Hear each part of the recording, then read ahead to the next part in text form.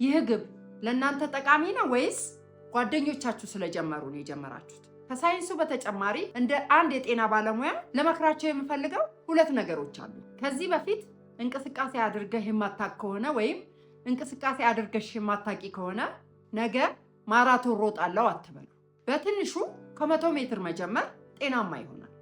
ውሃ በደንብ መጠጣት ፈልጋለሁ ብሎ ግቡን ለማሳካት ብቻ በየሰዓቱ ከመጠጣት ይልቅ በቀን 2 ሊትር ውሃ እጠጣለሁ ብላችሁ ግብ ማስቀመጥ አለባችሁ። ያወጣችሁት የጤና እቅድ ተሳክቷል ወይስ እንደ 90% ሰዎች በአንድ ወር አቆማችሁት? ብዙ ሰዎች የጤና ግብ ሲያወጡ የሚሰሩት አንድ ስህተት አለ። ይህንን ስህተት እስካላረምን ድረስ የምንፈልገውን ለውጥ ማምጣት አንችልም። አዳነች መሃሉ እባላለሁ። በፋርማሲና በህብረተሰብ ጤና ሳይንስ ከ10 ዓመት በላይ የስራ ልምድ አለኝ። በሙያዬ ብዙ አገልግያለሁ እና ዛሬ ማቀርብላችሁ ሳይንሳዊ የጤና ግብ አወጣጥ ዘዴን ወይም ስማርት ሄልዝ ጎልስን ነው። በህብረተሰብ ጤና ወይም ፐብሊክ ሄልዝ ትምህርት ውስጥ አንድ መርህ አለን። ኮንሲስተንሲ ቢትስ ኢንቴንሲቲ ወይም ዘላቂነት ከጉልበት ይበልጣል። አብዛኛው ሰው ግብ ሲያወጣ ስሜታዊ ይሆናል። ነገ ስኳር ሙሉ ለሙሉ አቆማለሁ ወይም በሳምንት 10 ኪሎ ቀንሳለሁ ይላሉ። ይህ ለሰውነታችን ድንጋጤን ወይም ሾክን ይፈጥራል። ለጥቂት ቀናት ትበረቱና ሰውነታችሁ ሲደክም ተስፋ ትቆርጣላችሁ። ታዲያ መፍትሄው ምንድን ነው? አብረን እንይ። ለቻናሌ አዲስ የሆናችሁ ሰብስክራይብ ማድረግን እንዳትረሱ። ቪዲዮውን እንደምትወዱት እርግጠኛ ስለሆንኩኝ ላይክ በማድረግ ጀምሩ። ወደ መፍትሄው ስንገባ መፍትሄው ስማርት የተሰኘው ሳይንሳዊ ቀመር ነው። ስማርት ምህጻረ ቃል ሲሆን ሲተነተንም ኤስ ስፔሲፊክ ወይም ግልጽ የሆነ፣ ኤም ሜዠረብል ወይም የሚለካ፣ ኤ አቺቨብል የሚሳካ ወይም ሊደረስበት የሚችል፣ አር ሪሊቫንት ወይም ጠቃሚ ከህይወት ጋር የሚሄድ እና ቲ ታይም ባውንድ የጊዜ ገደብ ወይም በጊዜ የተገደበ ማለት ነው። አሁን የጠቀስናቸውን እያንዳንዱን ፊደሎች በዝርዝር እናያቸው፣ ምክንያቱም የጤና ግባችሁ እነዚህን ማሟላት ስላለበት። የመጀመሪያው ስፔሲፊክ ወይም ግልጽ የሆነ ስንል ጤናማ መሆን እፈልጋለሁ ማለት ግብ አይደለም፣ ምኞት ነው። ግባችሁ ግልጽ መሆን አለበት። ብዙ ሰው የጤና ግብ በሚያወጣበት ጊዜ የሚሳሳተው ክብደት መቀነስ እፈልጋለሁ ይላል። ግን ትክክለኛ ማለት ያለበት በቀን ለ30 ደቂቃ የእግር ጉዞ ማድረግ እጀምራለሁ። ልክ እንደዚህ በሚልበት ጊዜ በትንሹ ስለሚጀምር አይምሮ ክብደት የመቀነስ ጉዞውን ቀለል ያደርግለታል፣ አያካብድበትም። ሁለተኛው ሜዠረብል የምንለው ነው። እዚህ ላይ ለውጡን በቁጥር መከታተል እንዳለብን ያሳያል። ለምሳሌ ውሃ በደንብ መጠጣት ፈልጋለሁ ብሎ ግቡን ለማሳካት ብቻ በየሰዓቱ ከመጠጣት ይልቅ በቀን 2 ሊትር ውሃ እጠጣለሁ ብላችሁ ግብ ማስቀመጥ አለባችሁ። ይህ የሚያግዛችሁ በየሰዓቱ ስትጠጡ አይምሮአችሁ ነገሩን ከዚህ በፊት ያለመደው ስለሆነ አክብዶ የማየት ነገሩ እንዳይኖር፣ እናንተም ግባችሁን በቀላሉ እንድታሳኩት ይረዳችኋል።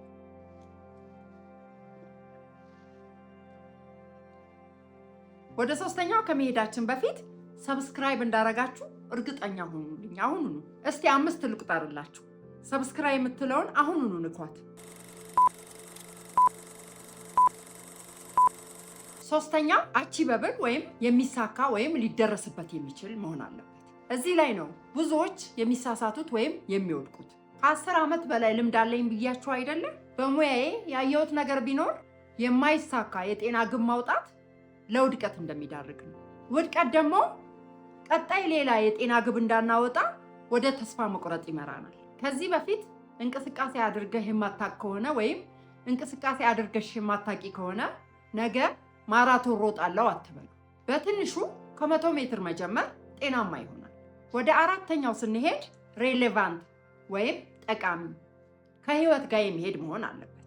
ይህ ግብ ለእናንተ ጠቃሚ ነው ወይስ ጓደኞቻችሁ ስለጀመሩ ነው የጀመራችሁት? ይህን ለራሳችሁ መጠየቅ በጣም ወሳኝነት አለው። ጤናችሁን የሚጠቅምና ከህይወት ዘይቤያችሁ ጋር የሚሄድ የጤና ግብን ለመምረጥ ማሰብ ትልቅ ፋይዳን ያበረክታል።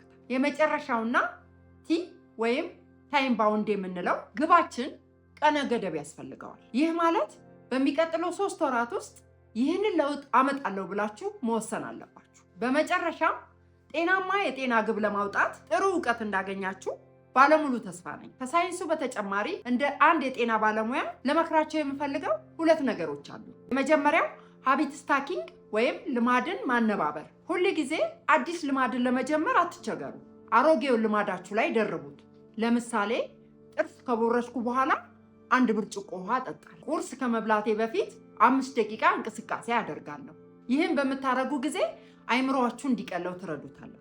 ሁለተኛው የምመክራችሁ ተጨማሪ ምክር ለራሳችሁ እዘኑ። 1 ቀን እንቅስቃሴ ብታቋርጡ ወይም ስኳር ብትበሉ ሁሉንም ነገር እንዳትተውት። ነገ አዲስ ቀን ነው። በጤና ጉዞ ውስጥ ፐርፌክት መሆን አይጠበቅባችሁ። ከእናንተ የሚጠበቀው የተሻለ መሆን ነው።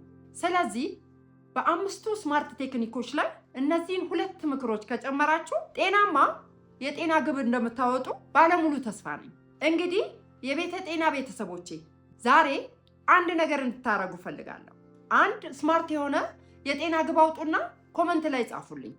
ለምሳሌ ከነገ ጀምሮ ለሚቀጥለው 1 ወር በየቀኑ ጠዋት 15 ደቂቃ የአካል ብቃት እንቅስቃሴን ወይም የእግር ጉዞን አደርጋለሁ። እኔ ራሴ ኮመንታችሁን እያነበብኩ መልሳለሁ። ይህ ቪዲዮ ጠቃሚ እንደሆነ በጣም እርግጠኛ ነኝ። ስለዚህ ለምትወዱት ሰው ሼር ማድረግን እንዳትረሱ።